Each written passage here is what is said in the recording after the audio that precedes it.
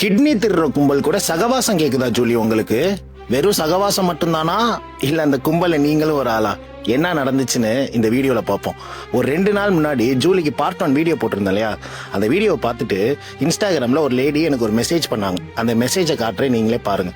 Bro, that Julie is very worst. Just saw your video regarding Julie. I affected because of her.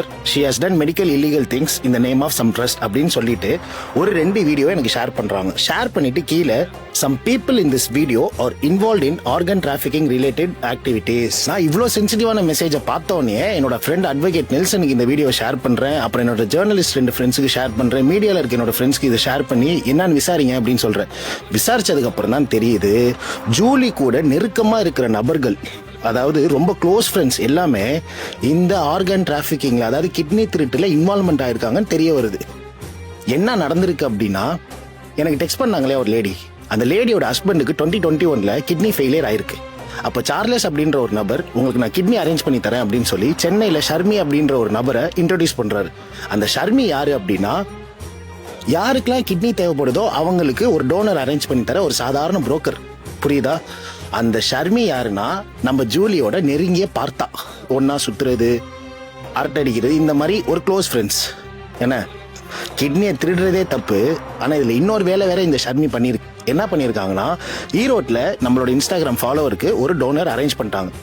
அந்த toner கிட்ட 2 லட்சம் தான் கிட்னிக்கு தருவாங்க அப்படின்னு சொல்லிட்டு நம்மளோட இன்ஸ்டாகிராம் ஃபாலோவர் கிட்ட 10 லட்சம் ஆட்டையை போட்டிருக்காங்க.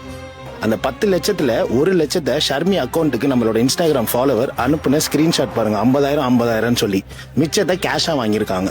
இவ்வளோ விஷயங்களும் எந்த ஹாஸ்பிட்டல் நடக்குது அப்படின்னா, ஒரு 6-7 மாசத்துக்கு முன்னாடி சவுக்கு சங்கர்ல இருந்து எல்லா ஜேர்னலிஸ்டும் மீடியா சேனலும் இந்த திருச்சி பக்கத்துல பெரம்பலூர் அப்படின்ற ஒரு ஊர்ல தனலட்சுமி சீனிவாசன், அதாவது நம்ம எம்எல்ஏ கதிரவனோட காலேஜ்ல இந்த விஷயம் நடக்குதுன்னு சொல்லி எக்ஸ்போஸ் பண்ணியிருந்தாங்க. அந்த காலேஜ்ல தான் நம்மளோட இன்ஸ்டாகிராம் ஃபாலோவரும் பாதிக்கப்பட்டிருக்காங்க. நான் என்ன தெரியாம கேட்கிறேன்னா, உங்களுக்குலாம் அசிங்கமா இல்லை? நான் அசிங்கமா இல்லையான்னு கேட்கிறேன். கடவுள் கொடுத்த இந்த உடலை வச்சு வியாபாரம் பாக்குறீங்க. இப்ப இந்த விஷயத்த நம்ம ஜூலி கிட்ட போய் நம்ம கேட்டோம்னு வச்சுக்கோங்களேன், அவங்க என்னோட ஜஸ்ட் ஃப்ரெண்ட்ஸ், அவங்க யாருன்னு எங்களுக்கு தெரியாது, நாங்க சுத்திட்டு தான் இருந்தோம் அப்படின்னு நீங்க சொல்லுவீங்க. நாங்க நம்பிட்டோம்.